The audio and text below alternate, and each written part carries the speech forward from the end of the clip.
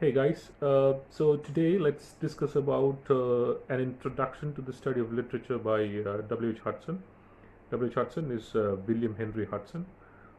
He's he's an Argentine uh, Englishman who was born and brought up in Argentina in Buenos Aires. So his works is considered as one of the revelations of understanding literature. Basically, this particular treatise or finding on understanding or studying literature, how to appreciate and criticize literature, on the basis of his criticism and analysis on the works of Charles Lamb and Henry Hallam.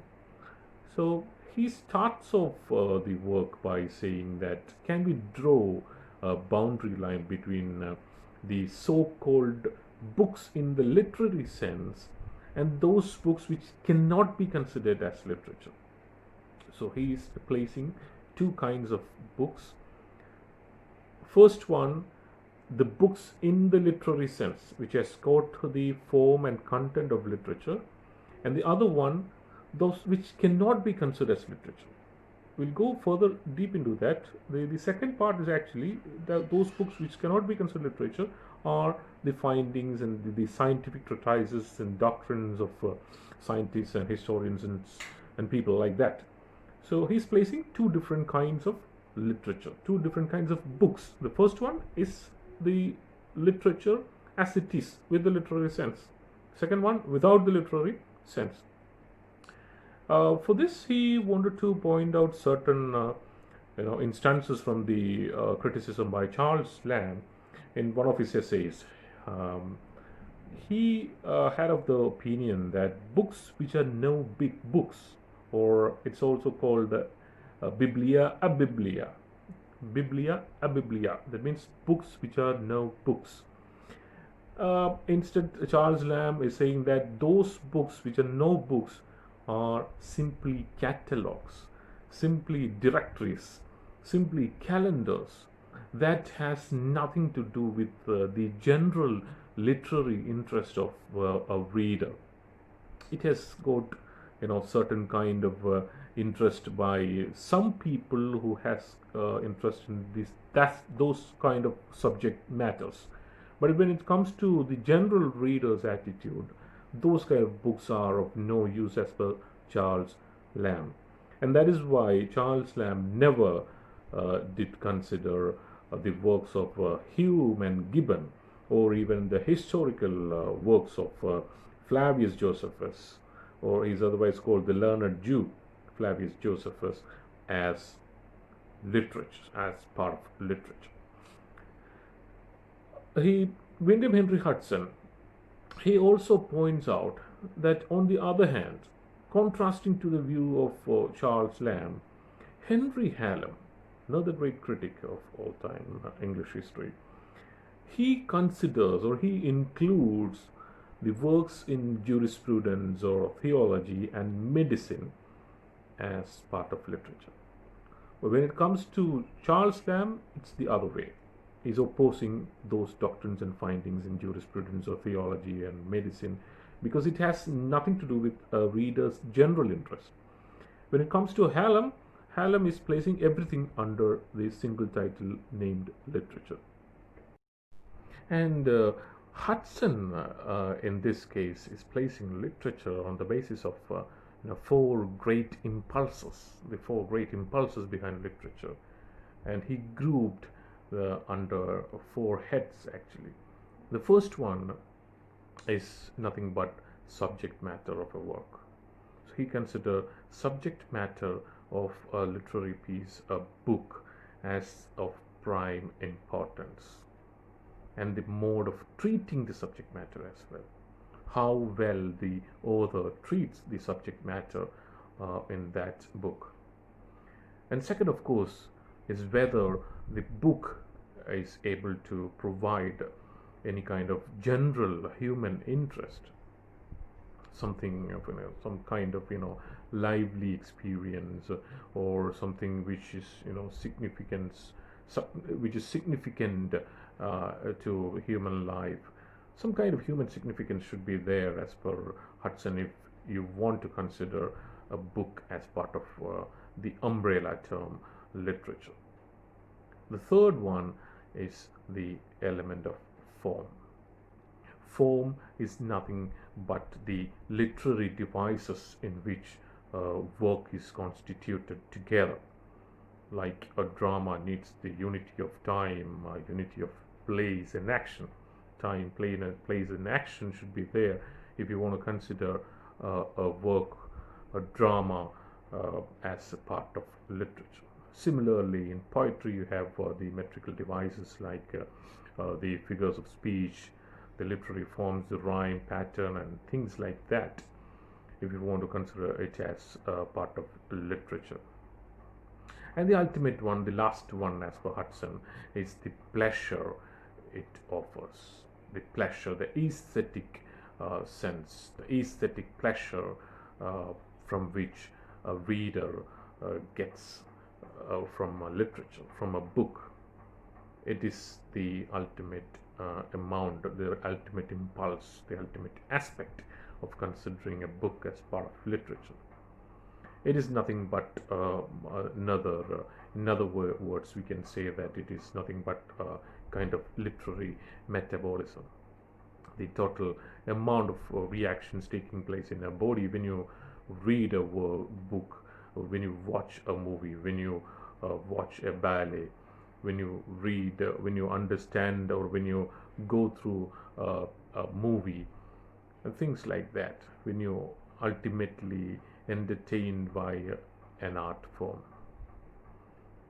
you will get that aesthetic pleasure. So those are the four things that Hudson would like to interpret into detail. Hudson would like to give more prominence in his first chapter in an introduction to the study of literature. He is saying that, on the other hand, he also has of the opinion of Charles Lamb, saying that the treatises, the so-called treatises and doctrines, the findings of scientists, the findings of historians, of archaeologists, of political scientists, of economists, of philosophers, are of no interest to the general readers in the sense. Why? Because it appeals only to a certain sect of people, a certain class of people who, say for example, if you take into consideration a book written by one of the greatest economists, the people who are interested in economy, the students who are following business management, finance, and similar disciplines would be of interest in that book. But otherwise, if you are a literature student, if you're a language student, you will not be able to understand, or you would not probably would not mind reading that work or article of an article which in fact, as per Hudson, cannot be considered as part of literature. And Hudson further points out that all men and women should be considered as men and women within the work. That means he wants real life sketches of men and women within the work, if you want to consider it as part of literature. The real life characters should be given prominence in literature, in the work, as per Hudson. So as per Hudson, there is no concrete criterion or concrete plan for making true literature different from mere writings. There is no concrete criterion, there is no stipulated law, there is no written rule in order to divide or to understand or specifically categorize true literature from mere writings. What, as per Hudson, mere writings are the astronomical, the historical, or the political, or the other kind of doctrines and findings, the simple kind of articles which is of not of general interest of the reader. Uh, it's in one way he Hudson points out that we should care for literature. We should care for literature primarily on account of its deep and lasting human significance. So, as per Hudson, if you want to consider literature, a book as part of literature, it should show some kind of human significance and value. He also says that if you want to consider a book as a great book, if you want to consider a book as a great book, it should directly grows out of from the life of humans. So basically, he wanted to propound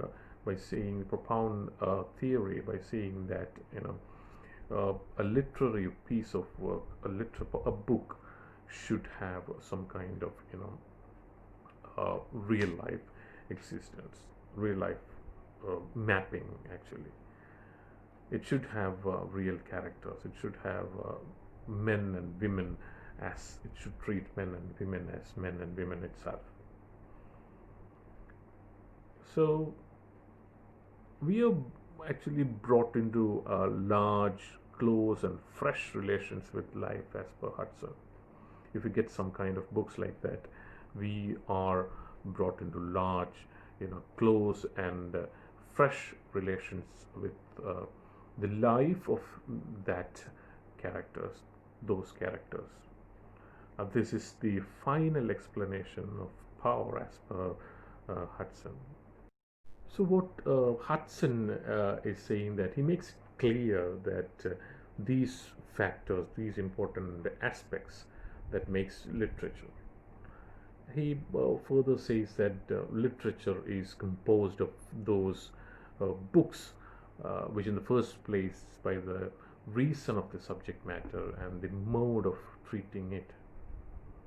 So he wants to place literary pieces, literary works which has got some kind of human significance in it, in order to define the exact nature of literature. It is the vital records of what men have seen in life, as per Hudson. A literary piece, book, a piece of literature is as per Hudson, is the vital records of men, what men have seen in their entire life, what they have experienced. It's on the basis of the experience of human beings that a literary piece of literature, a book, should come out, a book should evolve. And on the basis of their experience, they have to think about it and they have to feel about the different aspects of it, and to find out how to create interest among the readers by enduring all these, by incorporating all these lively experiences which he or she, the author, had in his or her lifetime.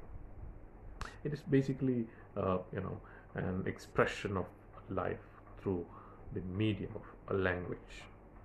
It's an expression of life, as per Hudson. Literature is an expression of life through the medium of language. It actually, when it comes to the relationship between literature and language, comes here. It's the relationship between life and literature, language and literature, life and literature. So language gives life to literature, as per Hudson. Why he says so? Because as per him, the great books, all great books, grows directly out of life. In reading it, we are reading, or we are trying to bring together a large, close and fresh kind of relations with the life of human beings. And in fact, it lies the final explanation of power as well. So basically, what we understood is that literature comes out of human life. It should come out of human life. It reflects the life of the era, of the period of the time in which it was produced. It's nothing else but an important record of what men have perceived in the world, of what men have experienced over the years. In literature, the writer artistically reports his experiences of life. He has to, as per Hudson, he has to, the author, the writer has to artistically, design, carve, or to draw his experiences in papers, so that, and not just that, it should endure with the human interests also, the general human interest also, because it's a record of man's dreams and ideals. Not just that, his failures also, sometimes his achievements, of course, his disappointments, his pleasures, his passion, his feeling, his motives, his observations, findings. Everything should be there in literature, as per Hudson. As literature is a product of life, when we read it, we are brought in large, close, and fresh revelation and most enduring aspects of life. The first chapter, Hudson concludes by saying that he believes that literature is actually a literary product of life. Literature is actually a literary product of life. He gives a concrete criteria that makes literature, and finally he convinces us to believe that there is direct relations between life and literature, and language and literature. So thank you so much, and let's discuss about the different ways of understanding and studying literature in the upcoming classes. All right, have a good day.